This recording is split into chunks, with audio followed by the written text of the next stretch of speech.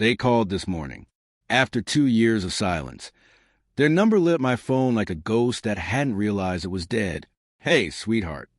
My mother's voice, too cheerful, too casual, crackled through the receiver. "We're coming to visit, and we've got a surprise for you."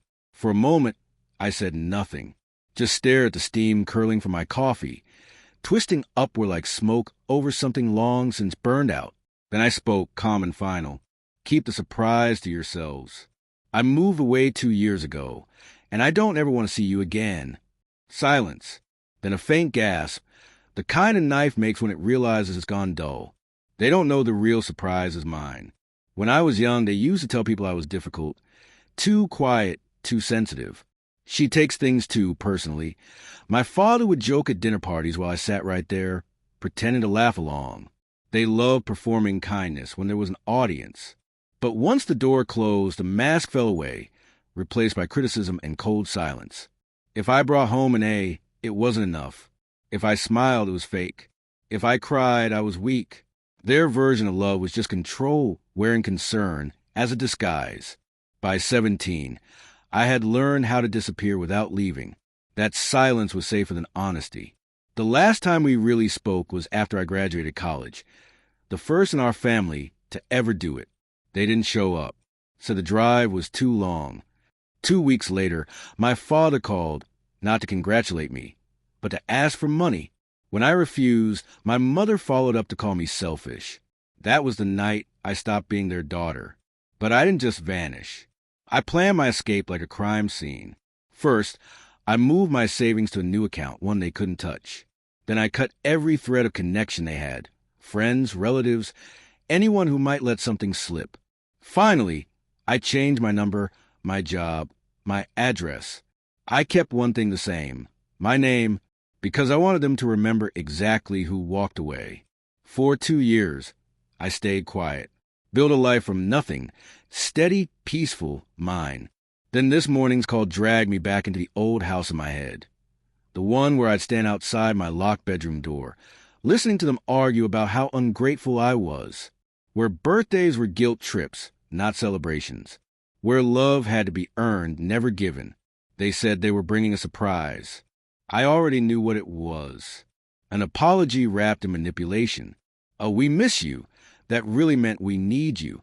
They'd probably show up with fake smiles and a story about how they've changed. Try to make me small again.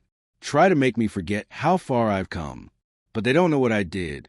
Last year, I quietly mailed a small packet of documents to the county, anonymously. Old tax records, property inconsistencies, proof that my father had been hiding income for years to avoid payments. He was the one who taught me bookkeeping when I was 15. He just never realized I was taking notes. The audit came 6 months later. I didn't gloat, didn't even check in. I just waited, because revenge doesn't need volume, only precision. Then it was my mother's turn. She adored her reputation. Church volunteer, kind-hearted neighbor, the woman who helped struggling families. So when her private messages surfaced, the ones mocking those same families, spreading gossip for sympathy, her perfect image shattered. I didn't leak them directly. I simply placed them where the right people could find them. She built her kingdom on pity. I just handed them the truth. And now, suddenly, they want to visit. Of course they do. When the walls start closing in, they remember the daughter they buried beneath their own shame. I can picture them now, in their kitchen, whispering about me. Maybe they think I'll forgive them, take them in, save them again. Maybe they still think they have that kind of power. They don't. I sip my coffee, scroll through my messages, and reread my reply. Short, simple, final. Keep the surprise to yourselves. That's what will haunt them most, the calm, the control. Because they raised me to fear them, and now they can't even reach me. No yelling, no tears, no breaking down. Just a quiet end of the story they thought would never close. Tomorrow, they'll show up at the old address, 1,000 miles from where I live now.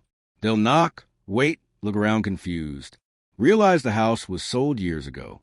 Maybe they'll stand there with whatever lie or gift they brought, wondering how they lost me. And maybe for once they'll understand I was never theirs to destroy. I didn't move to escape them. I moved to become someone they'd never recognize, someone who doesn't need their approval or their apology. They wanted to surprise me. But the real surprise is this. I stopped waiting for their love, and I started living without it. And nothing scares them more than that.